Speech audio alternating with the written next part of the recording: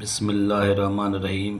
शुरू करियां तो उन रब करीम जे नाले सां जेको निहायती महिरबान ऐं बाज़ारो आहे। क़ाबिल एहतराम उस्ताद साहिबान, मोअज़्ज़िज़ महिमान साहिबान ऐं मुंहिंजा प्यारा शागिर्दो, अस्सलामु अलैकुम। प्यारा साथियो, अॼु असीं हिते उन अज़ीम रहनुमा जी यादि में गॾु थिया आहियूं जंहिं पंहिंजे ॾहाप बेमिसाल ईमानदारी ऐं अटल जदोजहद सां बरसगीर जे मुसलमाननि खे आज़ादीअ जो तोहफ़ो ॾिनो। उहो अज़ीम हस्ती, उहो अज़ीम इंसान क़ाइद अज़म मोहम्मद अली जिन्ना हो। क़ाइद अज़म मोहम्मद अली जिन्ना 25 डिसंबर 1876 ईस्वीअ ते कराची में जनम वरितो। हू तालीम, क़ानून ऐं सियासत जे मैदान में ग़ैर मामूली क़ाबिलियत जो मालिक हो। उन वक़्त जे वॾनि सियासतदाननि आॾो बि दलील, वक़ार ऐं उसूलनि सां ॻाल्हाइणु सिखियो।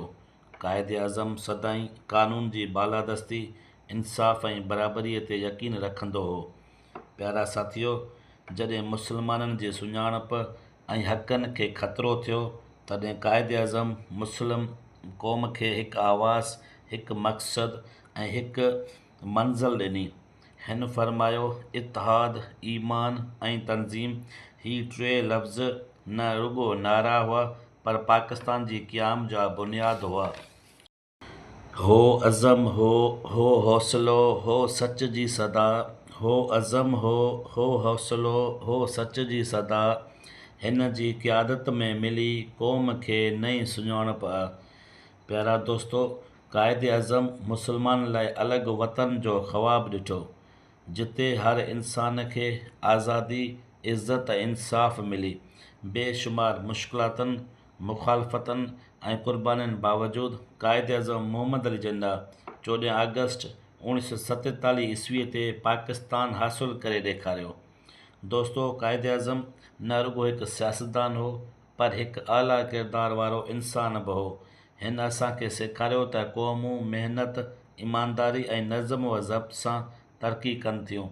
असां सभिनी जो फ़र्ज़ु आहे त क़ाइद अज़म जे ॾसियल वाट ते अमल करियूं, पाकिस्तान खे मज़बूत ऐं ख़ुशहाल पाकिस्तान बणायूं ऐं इतिहाद सां अॻिते वधूं। आख़िर में मां हीअ शेर पढ़ी पंहिंजी जाइ वठंदुसि।